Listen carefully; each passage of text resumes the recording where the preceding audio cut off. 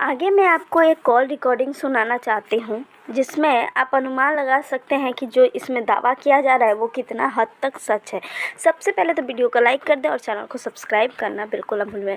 इसमें दावा किया जा रहा है कि पवन सिंह की पत्नी ज्योति सिंह को अलग करने के लिए अक्षरा सिंह ने चाल चला था। आगे भी आपको कॉल रिकॉर्डिंग सुनाने वाली हूँ।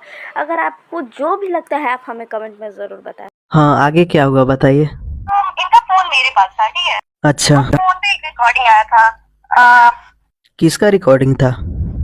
किसी लड़के की आवाज थी। वो रिकॉर्डिंग थी कि ज्योति सिंह के बहुत सारे बॉयफ्रेंड हैं। अच्छा, ज्वेलर बॉयफ्रेंड है, नीता बॉयफ्रेंड है, अब पता नहीं क्या क्या नाम रखा गया था। ये सारे ना ज्योति सिंह के बॉयफ्रेंड।